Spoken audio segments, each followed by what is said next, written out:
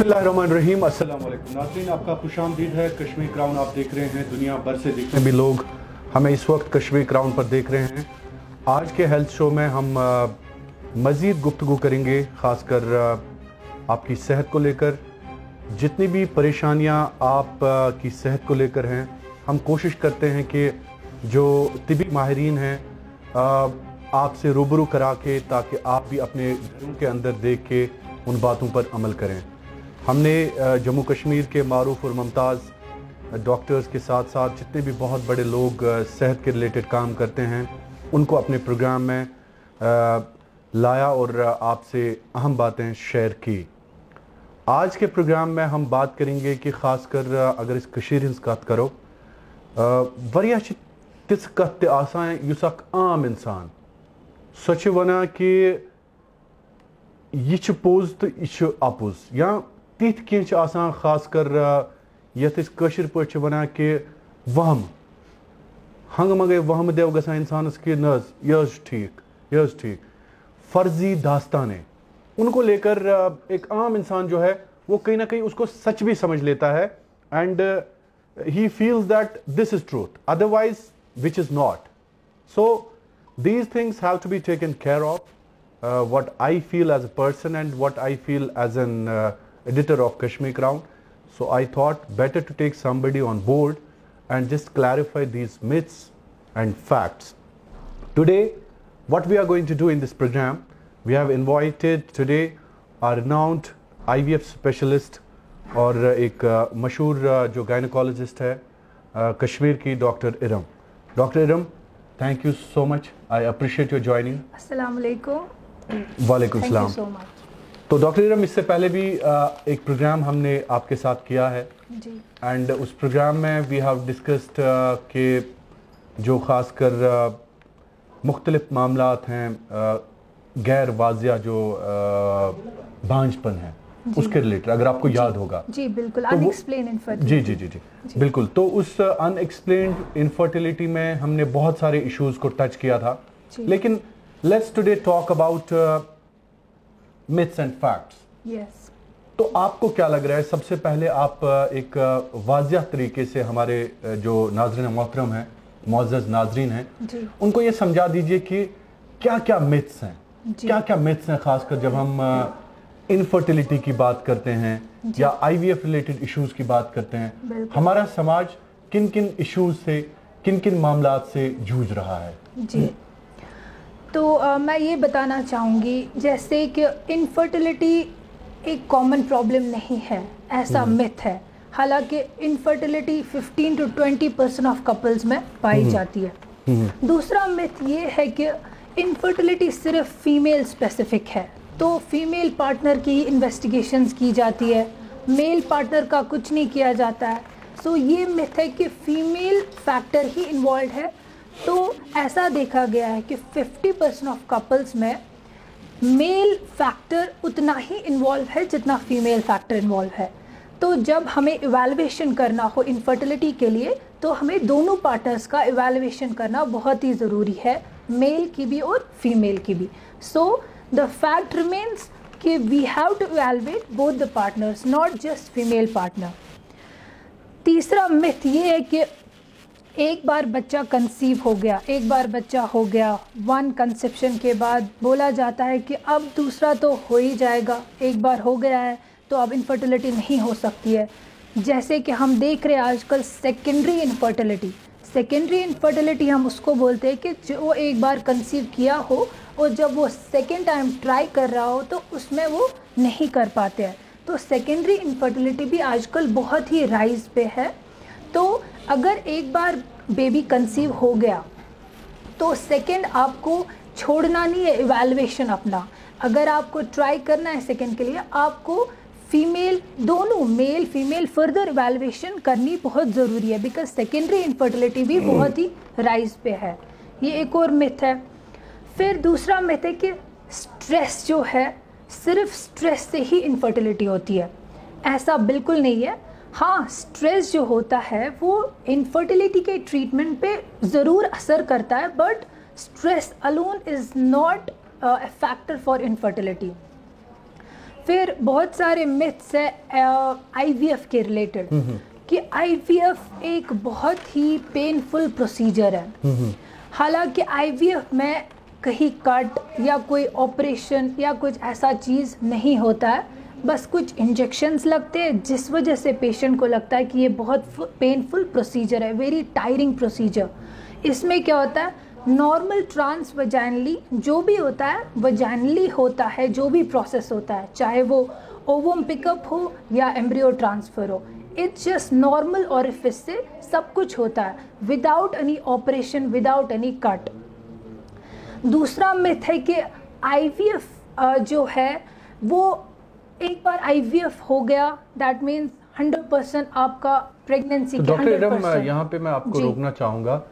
ये जो आईवीएफ का प्रोसीजर होता है, तो बहुत सारे लोगों को ये भी, जो आप मिथ्स के हवाले से बात कर रही हैं, आक्सो फर्जी दास्ताना लूको थोमस याद जी कि युस हसा ये आईवीएफ अत हसा साइड इफेक्ट्स थे जी यत यम कशीर हिंद या कशीर नेबर यम लूक वुचान खासकर जितने भी फ्रेंड्स हमारे इस वक्त हमारे प्रोग्राम में जुड़े हैं, तो is there any side effect of IVF? देखिए, आईवीएफ से क्या हो सकता है साइड इफेक्ट, क्या होते थे, तो अब कुछ मेजर्स भी आ गए। पहले मैं आपको बोलूँगी क्या साइड इफ़ेक्ट होते थे। OHSS एक टर्म है, जैसे ओवेरियन हाइपर स्टिमुलेशन सिंड्रोम जिसको बोलते हैं।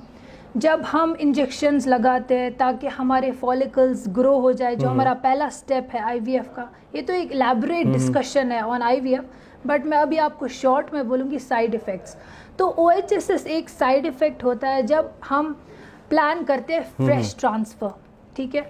लेकिन अब बहुत सारे OHSS फ्री क्लिनिक्स हैं, तो OHSS प्रोटोकॉल्स, OHSS को कम्बाट करने के लिए बहुत सारे ऐसे प्रोटोकॉल्स हैं। तो पहला है कि हम फ्रेश एम्ब्रियो ट्रांसफ़र नहीं करते। अब most of the clinics they prefer frozen embryo transfer, ताकि हम एक साइकिल पूरा दे, एक गैप दे कि जो OHS जिसमें हो सकता है वो ना हो। साइड इफ़ेक्ट्स के हवाले से बात हो रही थी कि आईवीएफ क्या साइड इफ़ेक्ट्स? जी, तो साइड इफ़ेक्ट्स होते थे, लेकिन अब मेजर्स ऐसे आए हैं कि वो साइड इफ़ेक्ट्स को भी हम कम्बाट करते हैं। तो पहला साइड इफ़ेक्ट ये है कि जिसको हम बोलते हैं OHSS, that is ovarian hyper stimulation syndrome.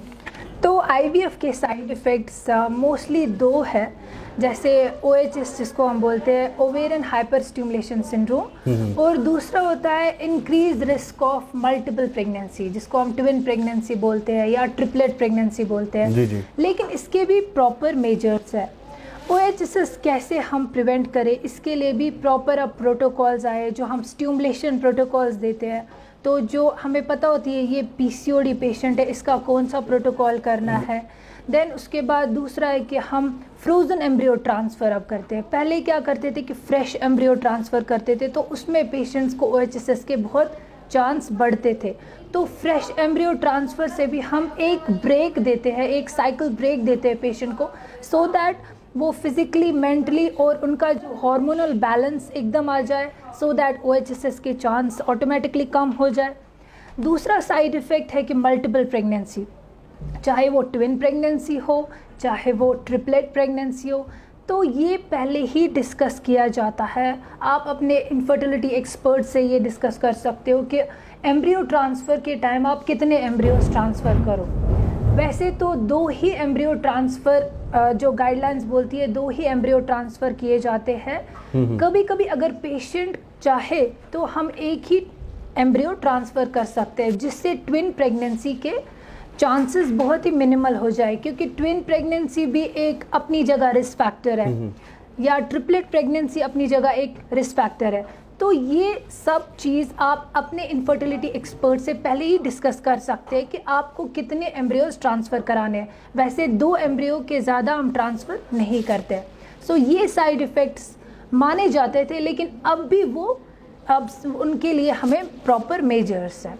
Ji doctor, the way you explained your secondary infertility types and causes, so क्या पज़ अकिस पेशेंटस करन, फॉर एग्जांपल तुम वनो कि सेकेंडरी जुस इनफर्टिलिटी फर्स्ट बेबी गसित पत सेकंड गसान कंसीव कहीं तन अत क्या reason, what are the reasons? चूंकि आत्मशक के मिथ विथ आसान नहीं, देखिए क्या होता है कि कपल्स को लगता है कि एक बेबी हमें अच्छे से नॉर्मली कंसीव हो गया, हमें कुछ करने की ज़रूरत नहीं पड़ी, तो उनको लगता है कि चलो हम गैप देंगे और खुद ब खुद हो जाएगा, ठीक है।